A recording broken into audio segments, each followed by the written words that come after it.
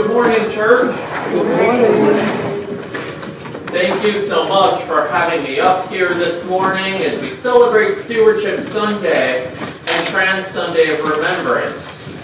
Again this year, like in many years past, I'm here delivering our message on Stewardship Sunday. And it's been an honor and privilege to lead us in years of seeking our place and exploring what stewardship is and what it means to our church. And our gospel reading this morning, like it is many years, it's a gospel reading about money. It's money related, and it seems like it should make a perfect fit for Stewardship and Pledge Sunday. It is lines we've probably heard before many times, like, sell all that you own and distribute the money to the poor, and you will have treasure in heaven, then come follow me. Or maybe, how hard it is for those who have wealth to enter the reign of God. Indeed, it is easier for a camel to pass through the eye of a needle than for someone who is rich to enter the reign of God.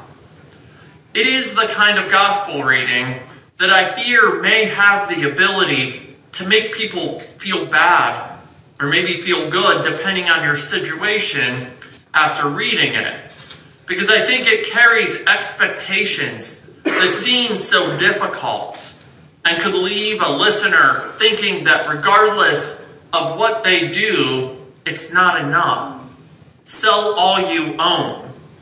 There is no way to give enough, no way to do enough. That's what I'm afraid this can sound like. I'm afraid that it sounds like what Jesus wants is unrealistic or too rigid. I also think it's possible to have feelings of guilt or regret for what you have or don't have, or have guilt around what you do or don't do. So let's not have any of those feelings today, okay? None of them. Not here, not today, we're not doing it. We're not going to have shame or guilt. Nope, none of it. That's not the point of this story, not the point of this message. So don't worry about it. But worry not, there is much in this gospel reading to guide us and steer us. Jesus is working on pointing our focus to where it should be, guiding us towards universal truths and really guiding us to the most important things in life. I do think it will make a great gospel reading for this Stewardship Sunday. And I must say that when I started here at MCCNY with stewardship as my new task, I felt like a very unlikely person to be leading this very vital and important ministry.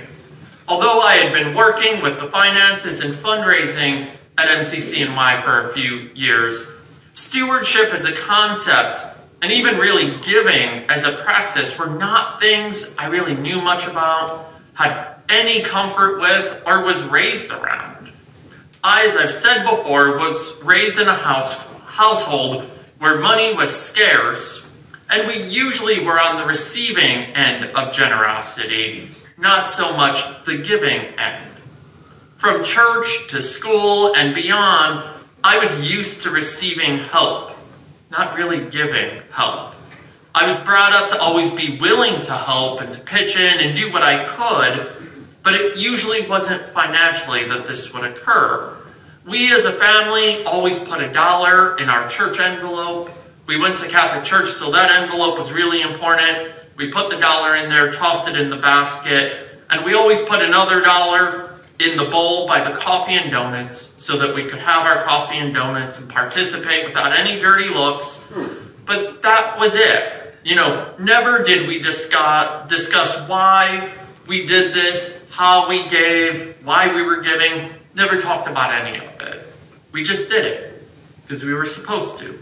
We put the $1 in the envelope in the basket. That was it.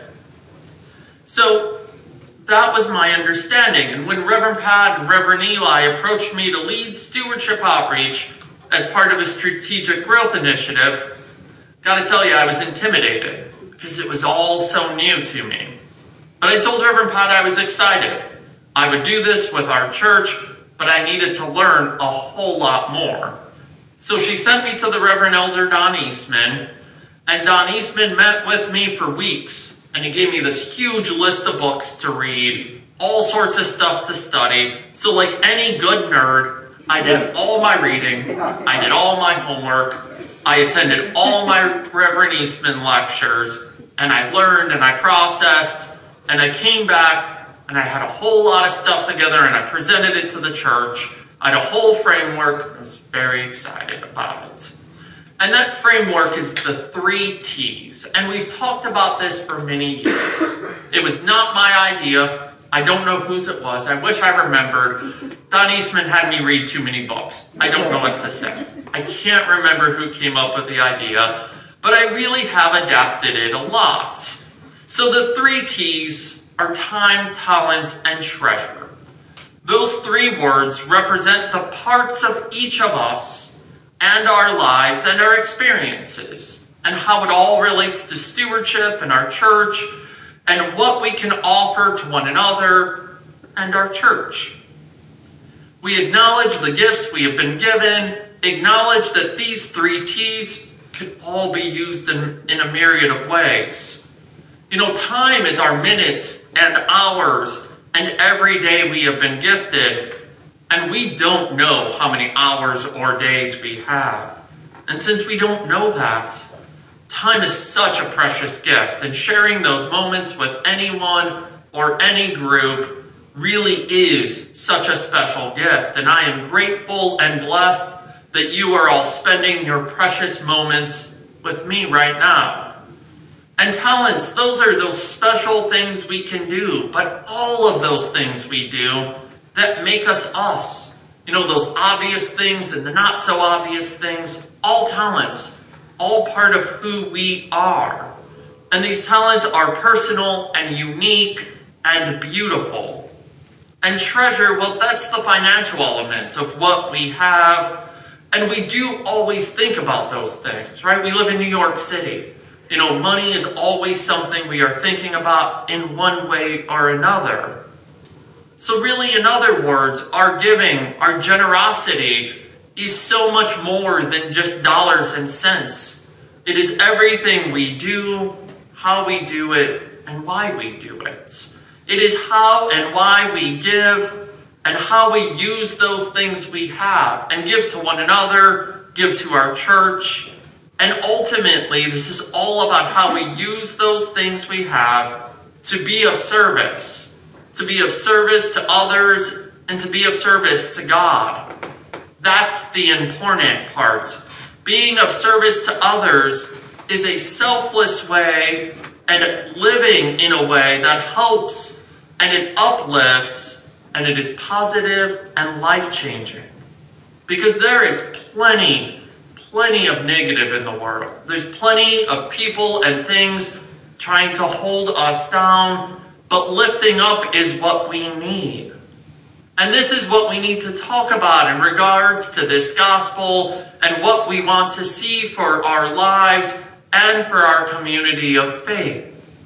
Thinking about how we can live and use all of our T's in a way to come together, to love and to find our commonality, and work together to spread love and to have love all over this world. You know, at last month's pastoral staff meeting, we were talking about this exactly, and Deacons Les and Francis were saying how they understood their personal and deep connections to time and talent, but they struggled with the treasure part and the connection because money wasn't really part of them. It was something they had and they gave, but wasn't part of them. And shortly after that comment, Reverend Pat said that she knows for her, when she gives to someone, when she gives to someone in need or gives to the church, it feels more like herself at that moment. In giving, she feels most like herself. And that got me. This idea that in giving, we get closer to ourselves. Selflessness brings us closer to our true self. I think that's the and follow me part of Jesus' quote in action. In those moments and actions of giving, in those times of kindness and love, we are following Jesus and we are acting as Jesus acted. We get closer to the pure love feeling that God wants for us. Giving gets us closer to unity and togetherness. And being open to giving and receiving generosity are both important and vital parts of everything we are talking about. In giving, we feel love, right? Think of those times you have given something, whatever it might be, right? Maybe a cup of coffee to someone at work, or to someone cold outside, or when you give a really awesome birthday present to a family member or friend, or when you volunteer doing something that really matters to you, or when you visit someone in the hospital. Think about those feelings. Anything like that, think of what that feels like when you can help somebody, when you can give something. You know, that's what Jesus wants us to feel like. That's what Jesus is talking about. Kindness and generosity are self-finding and life-giving actions for those who are giving and receiving kindness and generosity. And then similarly, think of being on the receiving end of generosity or kindness. Think of when someone does something for you that they surely do not need to, but they do it anyway. Think of how that feels when somebody thought of you, when you receive that love. And I think it makes a different world for us.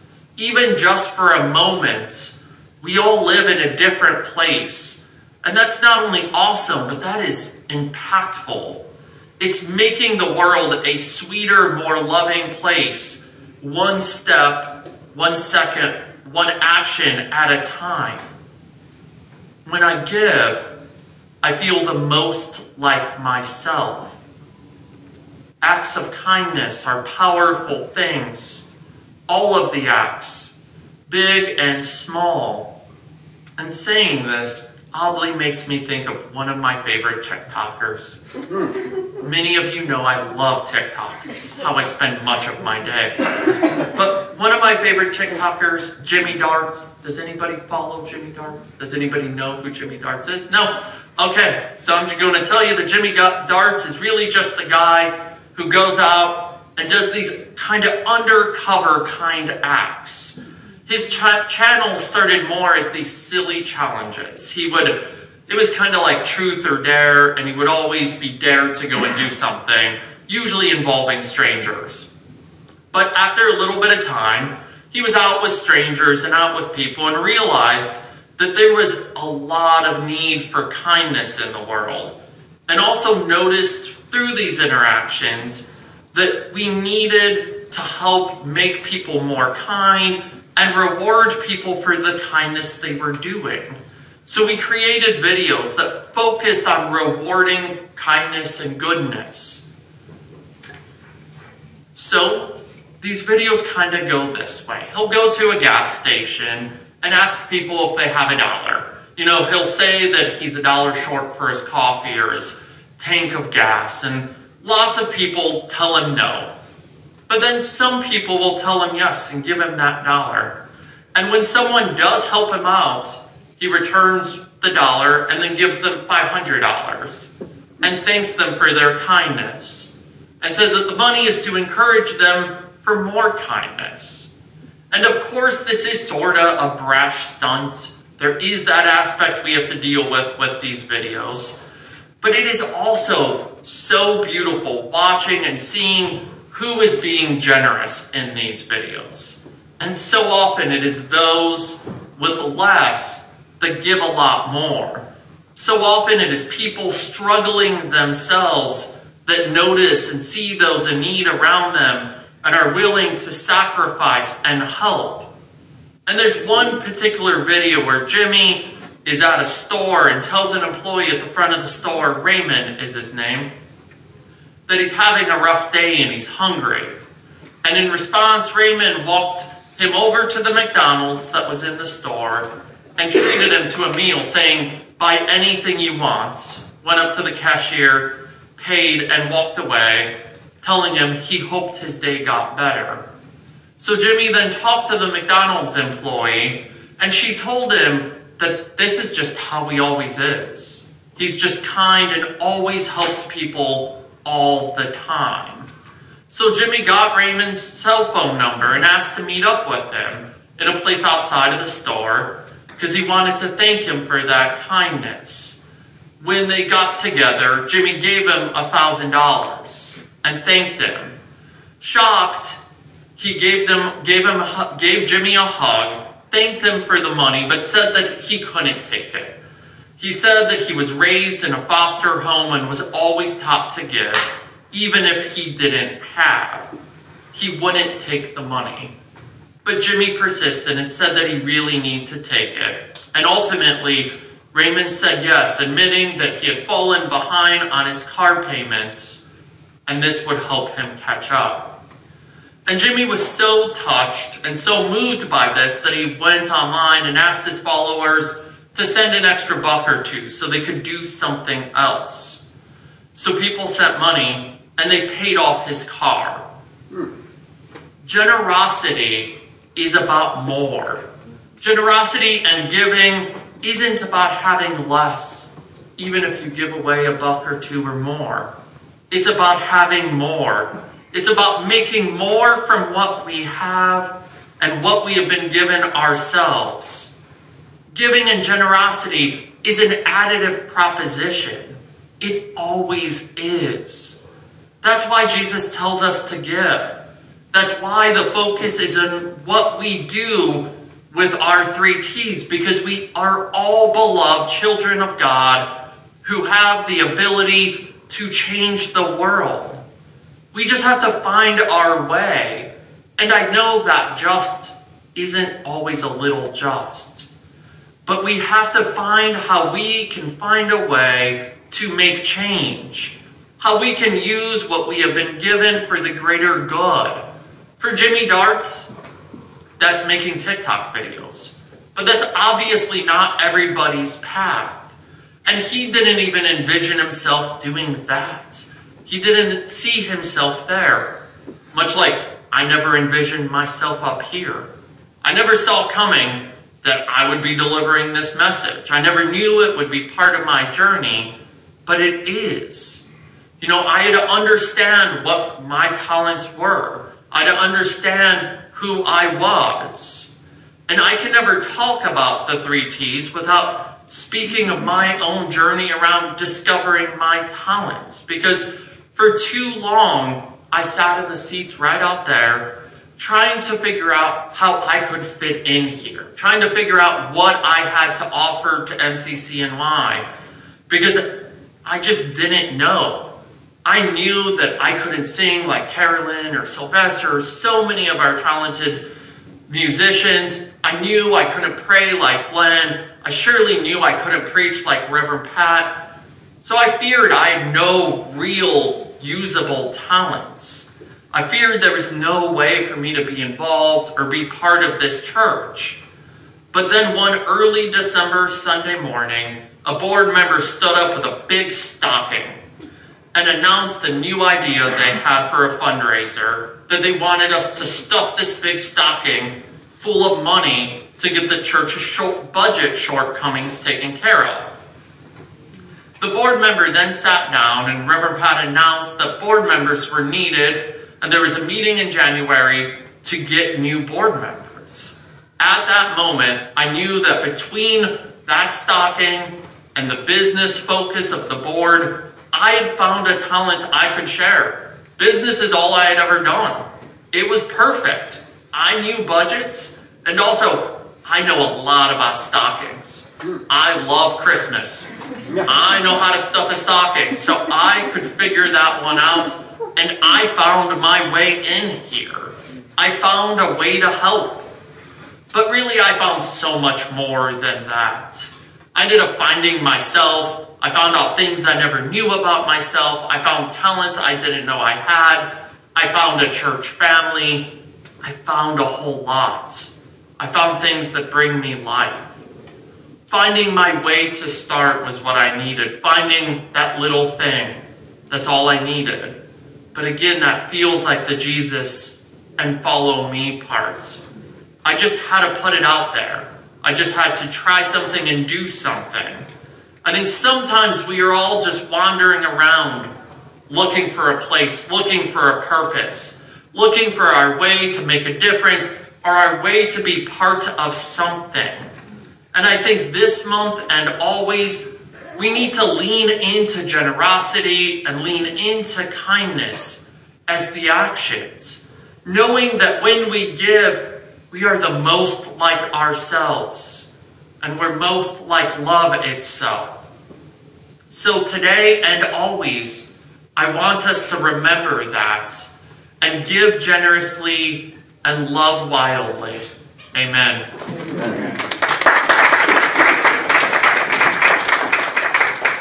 So as we've mentioned a couple times today, it is Stewardship Sunday, which is also the day that we pledge. So you'll see inside your bulletin there is a pledge card, and you should have received a pen when you came in. So this time of church service is going to be a little different today. Usually we would have our ushers come forward, but first we'll have one song in which we'll have an opportunity to write our pledges and prayerfully consider our support for MCC New York next year. And you'll see that, it has a little thing at the top, and it talks about the power of +1. And this will be a theme we're talking about a little bit in the future, but, we celebrated 50 years as a church this year, which is awesome. But next year is going to be 51. We're going to add one more year there. And that's awesome, too. It's awesome that we keep having one more. And each of us here today, that's +1 more person. One more action, one more gift. So I want us all thinking about that and what we can each do individually so that collectively we can do so much. So at this time, I'm going to put a little basket. Once I grab it, I'll just put it right up here. And once you've had a chance to fill out your pledge card, if you could just bring it up and toss your pledge card in the basket, we'll have a song, and then I'll be back up for a second to talk about our gifts, and then the ushers will come forward. Thank you so much.